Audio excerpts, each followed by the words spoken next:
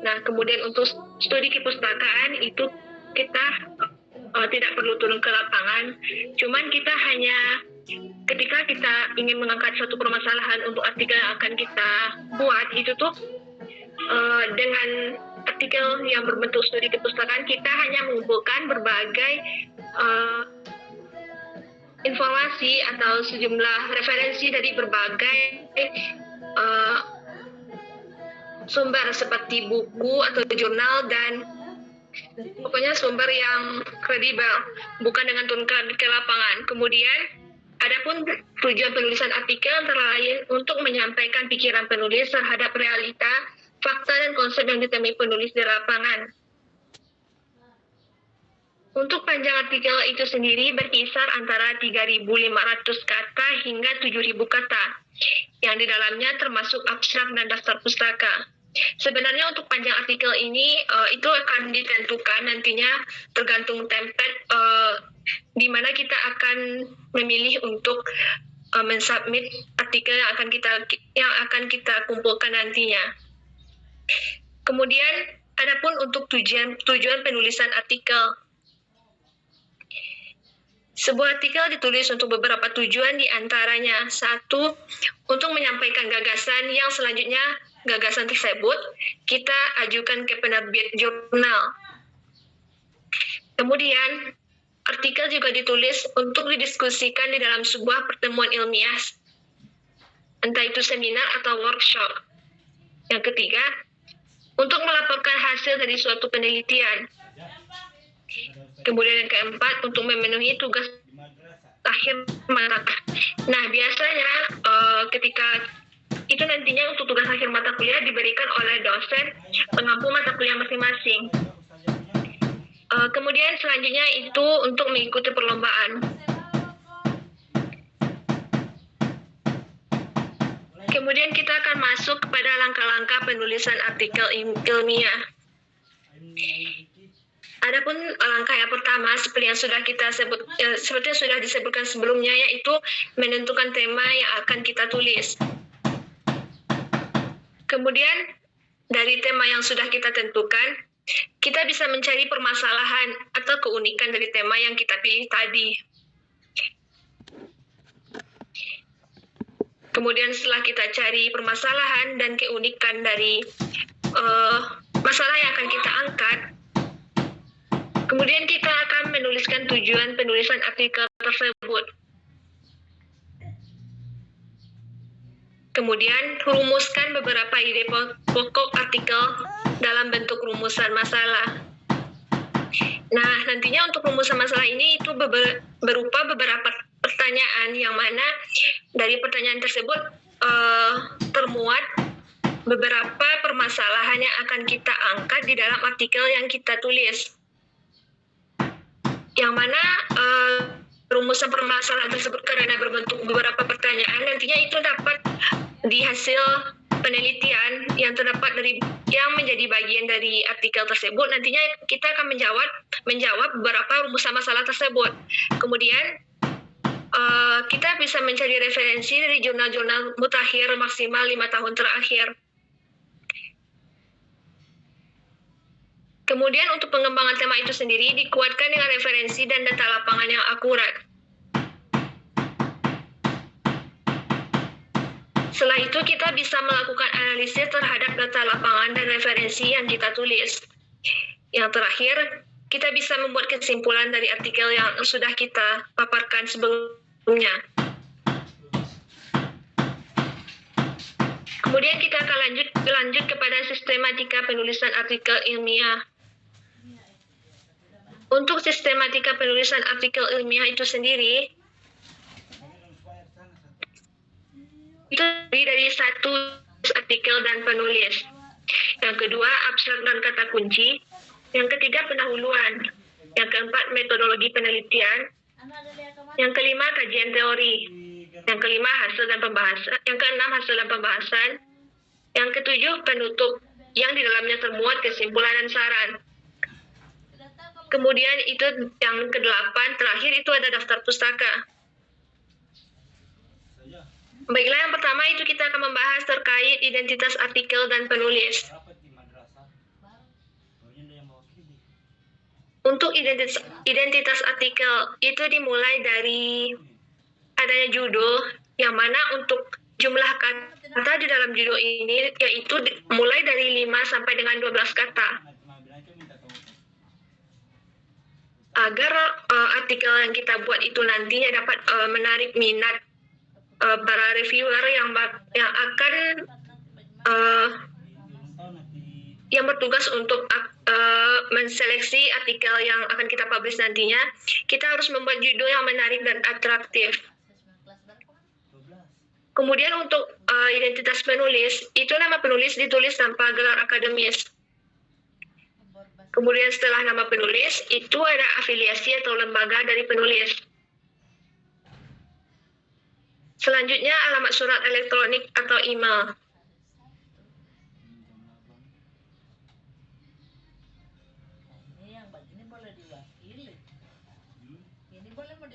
Selanjutnya kita lanjut kepada abstrak dan kata kunci.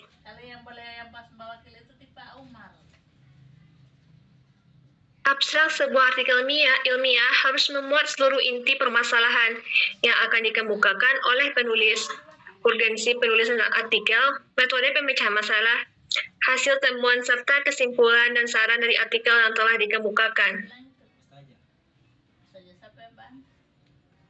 Untuk abstrak sendiri itu menggunakan bahasa yang singkat, padat, dan to the point.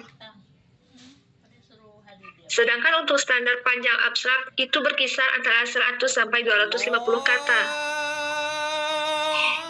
Dengan jarak baris 1 spasi. Nah, saran, tulislah abstrak di sesi paling akhir setelah artikel kita sudah jadi, sehingga kita tidak akan kesulitan lagi untuk membuat abstrak tersebut.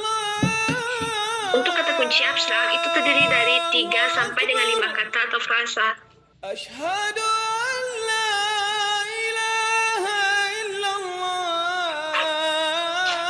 Kemudian bagian dari artikel tersebut ada pendahuluan. Pendahuluan artikel ilmiah setidaknya mencakup latar belakang secara khusus sesuai tema yang diangkat. Adapun yang kita butuhkan dalam menulis pendahuluan artikel ilmiah ini yaitu kajian literatur terdahulu yang memiliki keterkaitan atau relevansi dengan tema yang disajikan dalam bentuk deskripsi untuk menunjukkan kebaruan tulisan yang kita sajikan.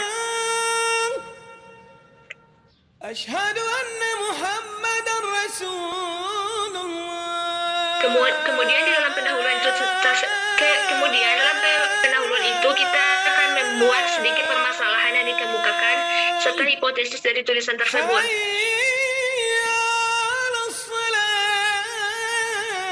Penulisan pendahuluan seharusnya tidak terlalu panjang, tapi mampu mengantarkan pembaca kepada pokok penelitian yang akan kita sajikan nantinya.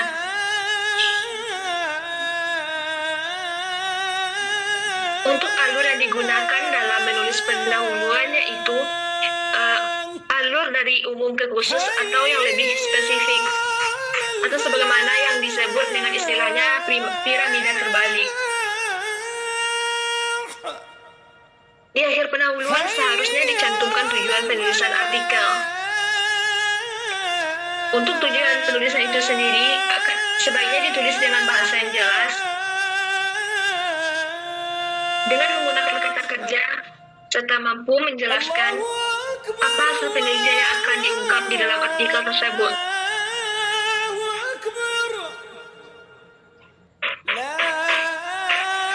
Kemudian yang keempat itu ada metodologi penelitian.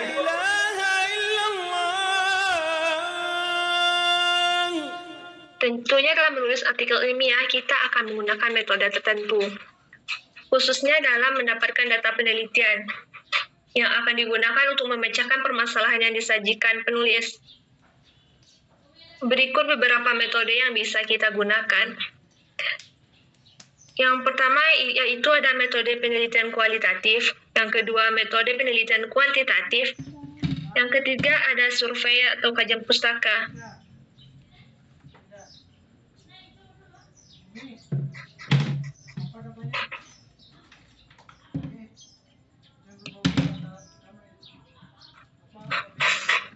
Berikut beberapa perbedaan antara metode penelitian kuantitatif dengan metode penelitian kualitatif. Untuk kuantitatif itu sendiri biasanya data disajikan dalam bentuk angka guna menjawab pertanyaan berapa dan apa yang bersifat umum atau universal dan faktual. Apa?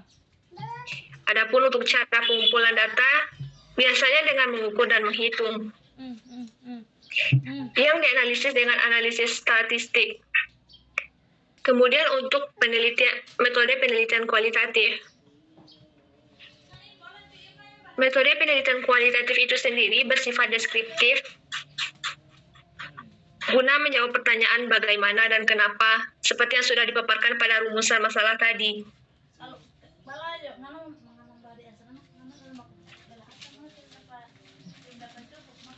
Metode penelitian kualitatif itu sendiri bersifat dinamis, subjektif dan bisa diinterpretasikan. Adapun untuk cara pengumpulan data dengan observasi dan interview. Yang dianalisis dengan mengelompokkan data hingga menjadi kategori. Berikut beberapa perbedaan metode pengumpulan data. Untuk metode pengumpulan data kualitatif itu bisa dilakukan melalui wawancara, fokus grup, observasi, pencatatan, studi kasus, dan studi longitudinal.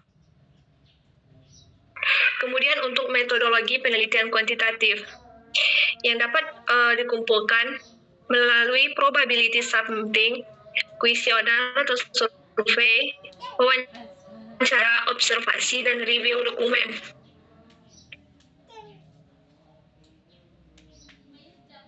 Secara rinci, metodologi tersebut digunakan untuk yang pertama, menjadi panduan dalam mencapai tujuan penelitian, sehingga nantinya dapat menjawab pertanyaan penelitian yang disajikan. Yang kedua, memaparkan cara yang dilakukan dalam mengumpulkan data, melakukan teknik sampling, serta penentuan instrumen untuk pengumpulan data. Kemudian metodologi penelitian digunakan untuk menguji keabsahan sumber data, baik terkait validitas maupun reliabilitas data, guna menghindari munculnya multitafsir atas data yang kita sajikan. Kemudian pastinya metodologi ini akan mewakili gambaran proses pengolahan dan analisis data, sehingga nantinya akan tampak kriteria dan indikator dari data yang akan kita sajikan di dalam artikel. Berbasis komputer AMBK. Kemudian kita lanjut pada pembahasan terkait hasil dan pembahasan, yang mana ini merupakan pokok dari artikel yang kita tulis. Pada bagian ini akan dituliskan hasil temuan data dari lapangan, kemudian dilanjutkan dengan analisis dan pembahasan terhadap temuan data tersebut. Untuk catatan, hasil yang diperoleh harus mampu menjawab pertanyaan dari rumusan masalah, serta hipotesis yang telah dituliskan pada bagian pendahuluan. Secara rinci, hasil dan pembahasan artikel akan mencakup beberapa hal sebagai berikut. Yang pertama, sistematika penulisan disesuaikan dengan tujuan penulisan yang telah disajikan. Yang kedua, pembahasan biasanya dilengkapi dengan tabel atau gambar. Yang ketiga, setiap data yang dipaparkan dianalisis oleh penulis pada bab ini.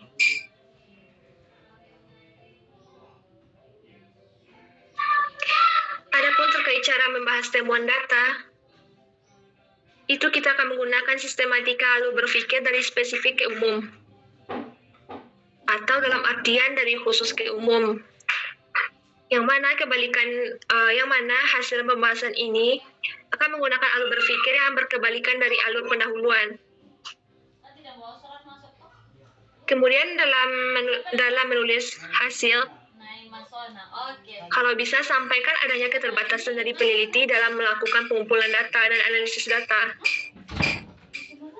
Jika nantinya kita coba menghubungkan dengan literatur lainnya. Kemudian yang terakhir itu ada penutup atau kesimpulan dan saran. Bagian penutup itu sendiri akan membuat kesimpulan dan saran. Kesimpulan hendaknya mampu menjawab hipotesis dan rumusan masalah yang telah disajikan penulis. Kesimpulan tidak boleh mengulang redaksi pada bagian hasil dan pembahasan. Sehingga kesimpulan nantinya benar-benar berisi ringkasan hasil temuan penulis yang mampu menjawab hipotesis penelitian. Ya Allah, ternyata hadir untuk rapatnya mereka, ujiannya mereka. Kemudian bisa dilanjutkan dengan menuliskan saran dari penulis. Berikut akan kita bahas terkait kriteria kesimpulan yang baik. Yang pertama kesimpulan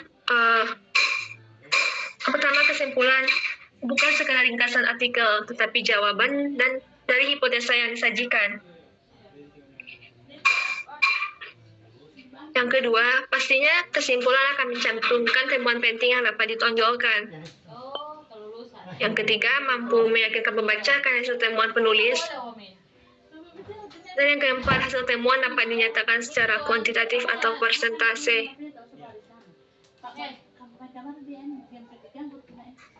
Kemudian untuk daftar pustaka sendiri,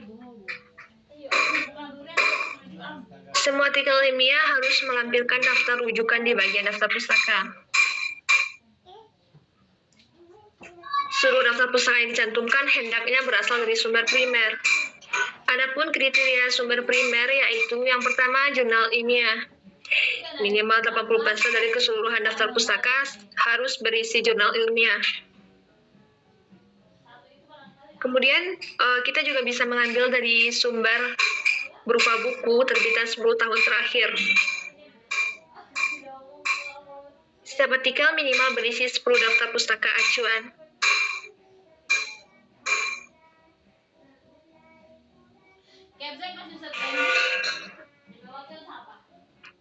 Kemudian untuk tingkatan jurnal itu sendiri,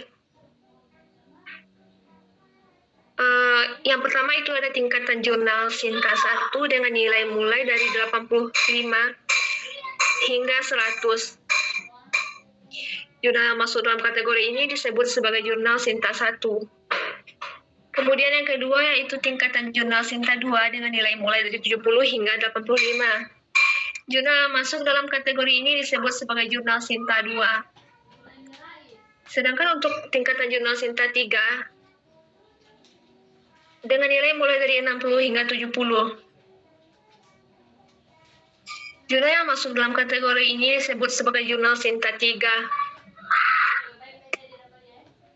Kemudian selanjutnya ada tingkatan jurnal Sinta 4 dengan nilai mulai dari 50 hingga 60. Jurnal yang masuk dalam kategori ini akan disebut sebagai jurnal Sinta 4. Kemudian tingkatan jurnal Sinta 5 dengan nilai mulai dari 40 hingga 50. Dan jurnal yang masuk ke dalam kategori ini akan disebut sebagai jurnal Sinta 5. Kemudian terakhir yaitu ada tingkatan jurnal Sinta 6 dengan nilai mulai dari 30 hingga 40. Yang mana jurnal yang masuk ke dalam kategori ini akan disebut sebagai jurnal Sinta 6.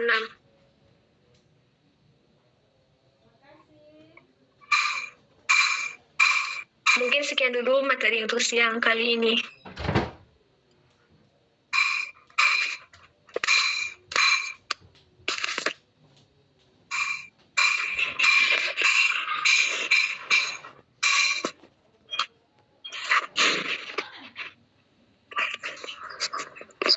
Terima kasih banyak Kak Niken atas penjelasan materinya. Selanjutnya aku akan buka sesi tanya jawab.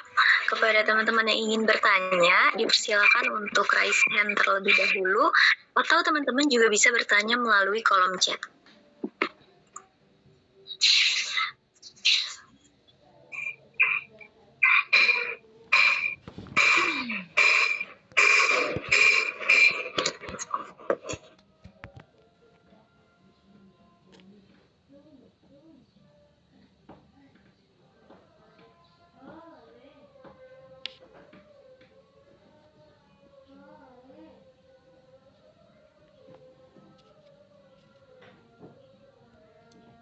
Ya, Kak Niken mau nanya kayaknya. Jadi kalau misalnya masih pemula, memulainya itu gimana ya Kak? Maksudnya kan tulisan artikel jurnal ini dia sampai 3.000 ya. Sedangkan biasanya nulis 500 kata udah mentok gitu. Mungkin ada tips atau gimana begitu?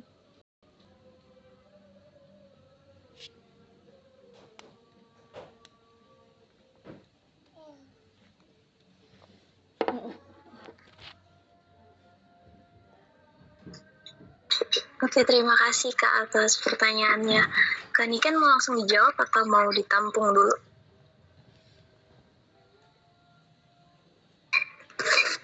Baik Kak, Niken akan langsung jawab ya Kak. Oke, baik. Dipersilakan Kak Niken.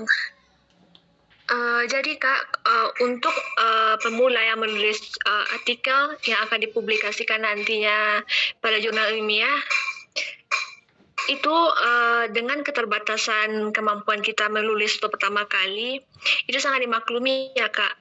Dan sangat disarankan kepada teman-teman yang istilahnya baru pemula dalam menulis artikel. Setidaknya itu Kak,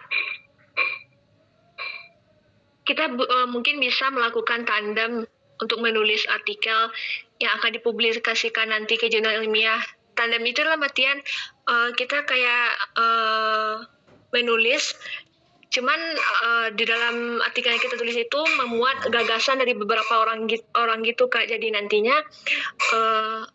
kita akan menggabungkan beberapa gagasan dari kita yang masih pemula tadi dengan orang yang mungkin sudah bisa dikatakan ahli gitu Kak dalam menulis. Jadi kita dapat melakukan sebuah kerjasama untuk menulis artikel yang akan kita publikasikan nantinya ke jurnal ilmiah. Mungkin itu saran dari Niken ya Kak.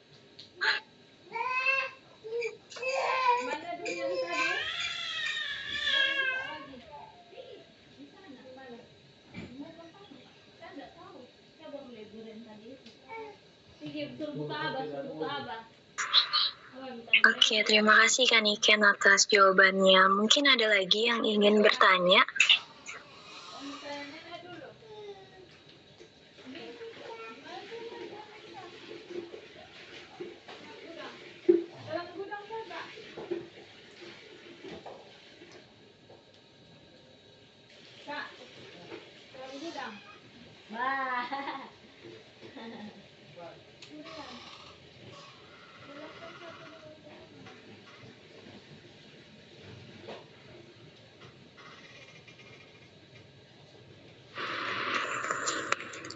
Assalamualaikum warahmatullahi wabarakatuh.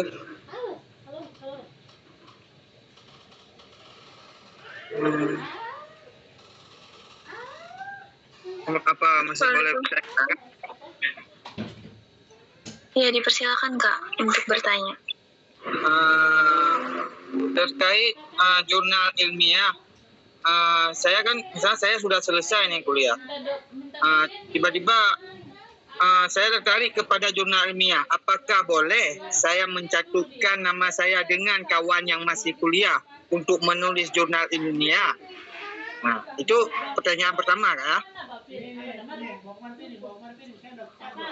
Pertanyaan kedua, dalam jurnal selalu ada bukan hanya cuma kita sendiri, akan tetapi biasanya ada kawan-kawan atau partner seperti dosen. Itu maksimal berapa partner dalam satu jurnal? Terima kasih Kak.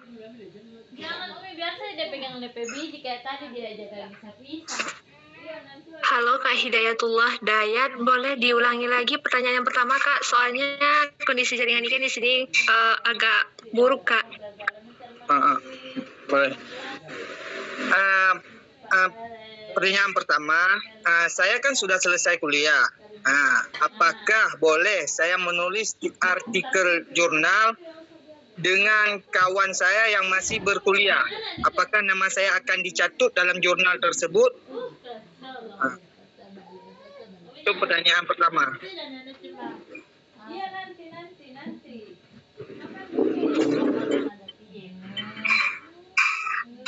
Maaf Kak Hidayatullah, maksud kakak tadi dengan posisi kakak yang sudah selesai kuliah, dalam artian Iya.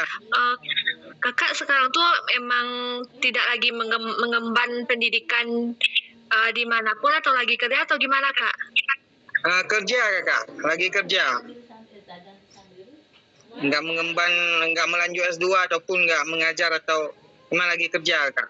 Apa bisa saya menulis jurnal ataupun saya dengan kawan saya yang sedang kuliah mencatatkan nama saya di jurnal dia, apa bisa?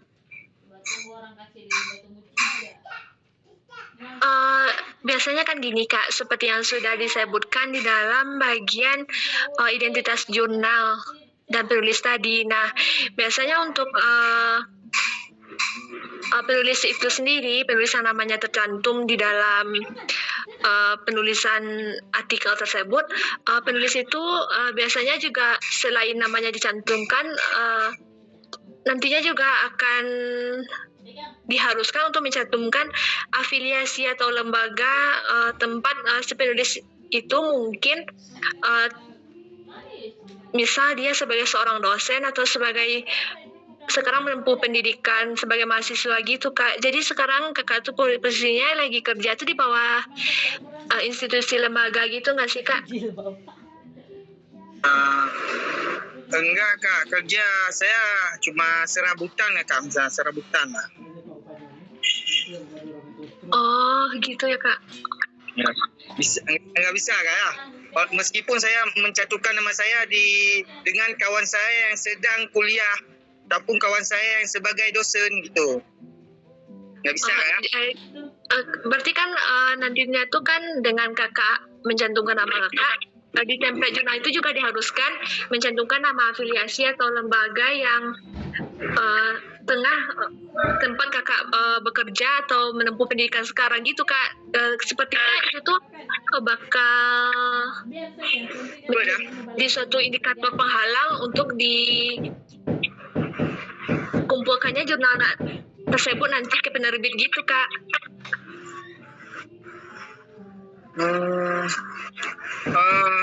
Gitu kak.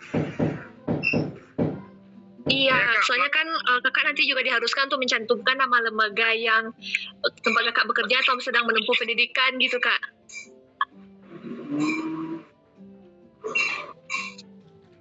Iya kak, ya. Terima kasih informasinya. Kemudian untuk pertanyaan kedua, boleh diulangi kak?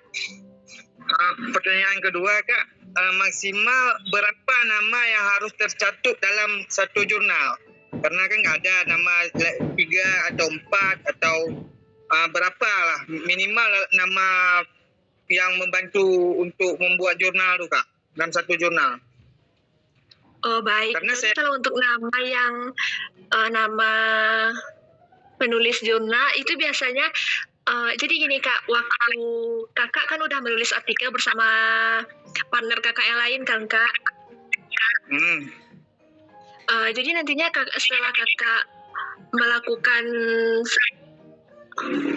sebuah bentuk kompromi, misalnya ingin menerbitkan jurnal ini untuk jurnal yang mana, misalnya nanti itu ada jurnal dari tingkatan sampai Sinta 6 tadi kan kak. Nah nanti kan kakaknya bakal memutuskan untuk mensubmit jurnal tadi ke jurnal yang mana gitu kak. Nah nanti dengan setelah kakak berkompromi dengan temannya tadi, biasanya ada tuh kakak ingin mensubmit artikel yang sudah ditulis tadi ke jurnal Cakrawala Hukum misalnya kan kak. Nah nanti setelah kita akses website jurnal Cakrawala Hukum itu, nantinya itu akan ada template yang disediakan, yang mana di template itu nantinya akan dituliskan ketentuan semacam kerangka jurnal gitu kak. Nantinya kakak bisa baca di template itu nama untuk penulis yang diizinkan boleh bergabung untuk menulis artikel tersebut,